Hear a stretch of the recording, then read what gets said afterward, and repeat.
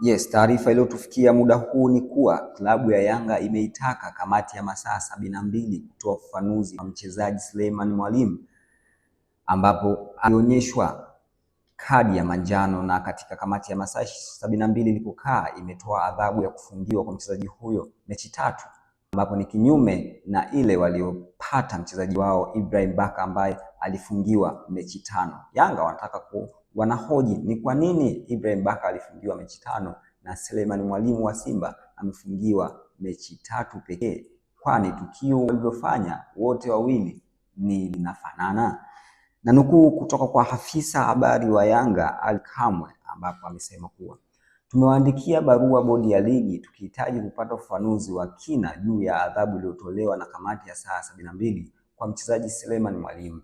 Msimu huu wachezaji 5 wamefungiwa mechi 5 kwa kosa linalofanana na Mwalimu, lakini yeye amefungiwa mechi 3.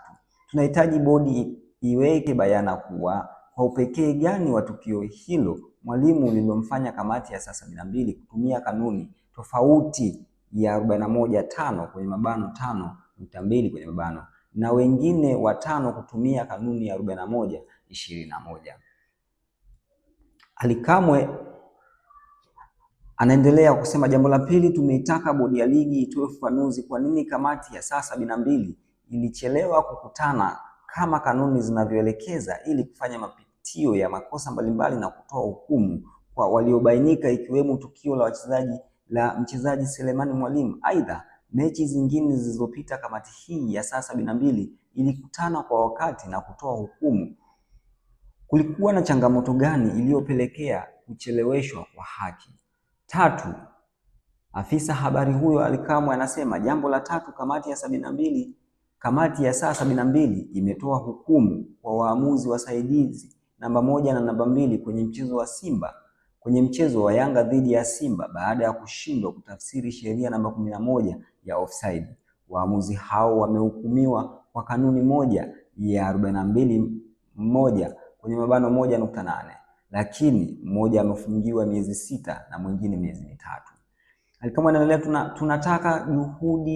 tunataka tujue ni sayansi gani imetumika hapa kuchanganua adhabu hizi kuwa tofauti ikiwa wote wamefanya kosa la kushindwa kutafsiri sheria moja. Je, kamati yetu inayo sayansi ya kuona kesho kwa kubaini kuwa Prince Dube asingefunga nafasi ya wazi aliyoipata? Ally Kamwe anasema, jambo la 4, kwa mujibu wa sheria za FIFA, goli halali ni lile goli pekee ambalo limeruhusiwa na waamuzi wakati. Kinyume na hapo, hakuna kamati wala sheria au kanuni ambayo inayo mamlaka ya kuhalalisha goli ambalo halikuidhinishwa na mwamuzi wakati. Kauli ya kwamba Simba wamenyimwa goli halali imeleta taharuki kwa umma. Tumeandikia kamati tueleze imetoa wapi mamlaka ya kutangaza umma kwa kuwa goli ni halali.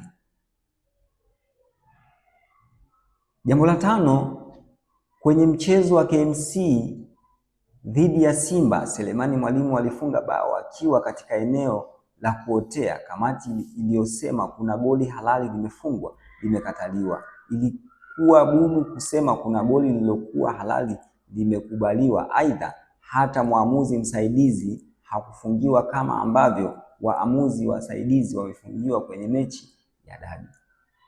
Ally Kamwe anaendelea kwa kusema, mechi nyingi za Yanga kukiwa na makosa yanahusisha sheria namba 11 kuotea au offside, kamati hii imekuwa makini sana kufanya maamuzi ya kuwafungia waamuzi, lakini matukio hayo yakiwa yanaumiza Yanga, kamati hii imegeuka kuwa bubu. Mfano, mchezo wa Yanga dhidi ya JKT, mwamuzi Glory Tesha alizuia matukio mawili ya wazi ya Yanga kufunga kwa madai kuwa wachezaji wetu waliotea, lakini kwa marejeo ya video ilionekana kuwa wachezaji hawa hawakuwa kwenye eneo la kuotea. Mpaka sasa kamati haijachukua maamuzi kwa waamuzi husika.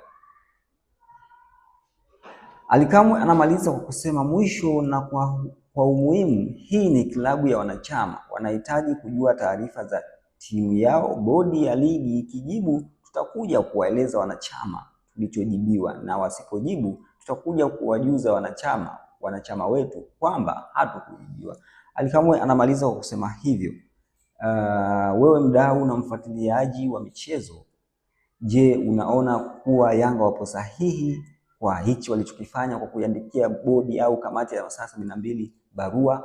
Na je, kamati ya saa 72 wako sawa kwa adhabu walioitoa kwa Selemani Mwalimu, ambapo adhabu walioitoa kwa Selemani Mwalimu ilikuwa ni mechi 3, na tofauti na Baka ambapo makosa ni yale yale, lakini Baka alifungiwa mechi 5. Tuambie kwenye comment, tuondosha kwenye comment hapo. Asante.